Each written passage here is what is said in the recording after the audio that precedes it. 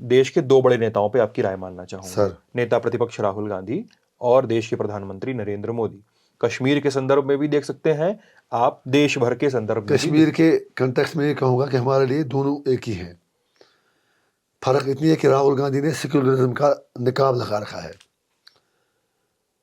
कहते हैं कि सेक्युलरिज्म है, लेकिन सच में ऐसा है नहीं। राहुल जी पीछे से मारते हैं खंजर कश्मीरियों के दिलों में, even I will say sorry to say मुसलमानों के दिल में। लेकिन मोदी तो पूरा दबंग तरीके से तैयारी करके सामने से मार रहा है। मैं उसका उदाहरण आपको देता हूँ। अफजल गुरु को फांसी किस टेंडर में लगी? कांग्रेस के कार्यकाल नहीं, जे में एनसी की सरकार थी, एनसीपीडी की सरकार थी। ये राहुल गांधी, मैं प्रणब के जिसमें मिला उसकी मर्सी के लिए, उसने प्रॉमिस किया कि देखेंगे, उमर अब्दुल्ला ने सबटाज किया, विटनेसेस हैं इसमें। तो हम ये बात कर रहे थे राहुल गांधी और नरेंद्र मोदी की। राहुल गांधी जी ने क्या किया? अफजल गुरु को फांसी की सजा मिली, सीरियल नंबर उसका 27 था। अफजल गुरु पर इतना एलिजेड अटैक है जो हमने 4 अशर में पढ़ा, अखबार में पढ़ा, मैं नहीं पता कि उसने शायद उनको कोई पनाह दी थी गाड़ी में या इधर दिल्ली में, जो उसने अटैक किया था। अब चार्ज ये थे कि उसने अटैकर्स को फैसिलिटेट करवाया था, कुछ फैसले करवाया था। जो आपकी बात मानता, मैं आपसे उलझूंगा नहीं। नहीं कोई बात नहीं, सुनिए ना। तो उसमें 2-3 लोग या 4 लोग मारे गए सीआरपीएफ के। बंदा सीआरपीएफ का हो या प्राइम मिनिस्टर हो, जान सबकी एक होती है। तो उमर साहब ने क्या किया काम, सॉरी राहुल गांधी ने 27 नंबर पे था, नहीं वो अफजल गुरु, हाँ 27 नंबर पर था ये। तो उसने उठ फटाफट 2014 को चुनाव को जीतने के लिए राहुल बाबा ने अफजल गुरु को फांसी लगवा दी। लेकिन वहाँ बड़ा दिल दिखाया, कहा मैं दिल जीतना चाहता हूँ, सॉरी मतलब वहाँ इसने दिखाया कि मैं कितना हार्ड हूँ।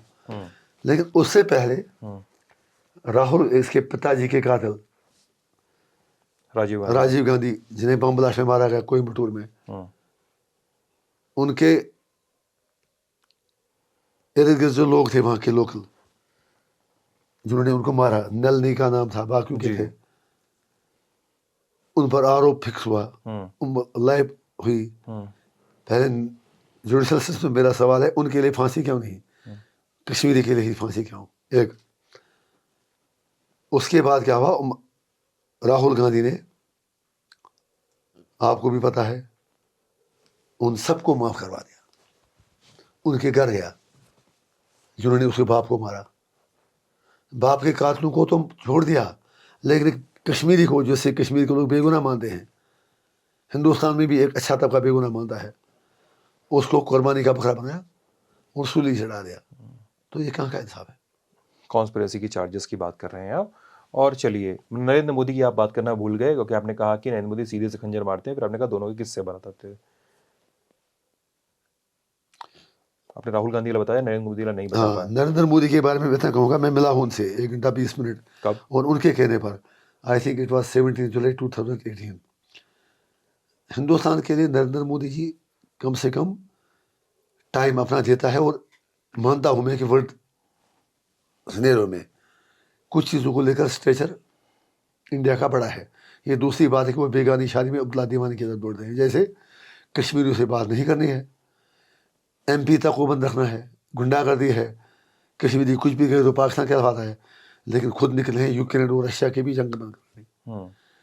कश्मीर के जो मिलिटेंट हैं उनको कहते हैं अपने भटके हुए बच्चे हैं, कभी कभी कहते थे, टिपिकल टर्म था, लेकिन उनसे बातचीत के लिए तैयार नहीं है।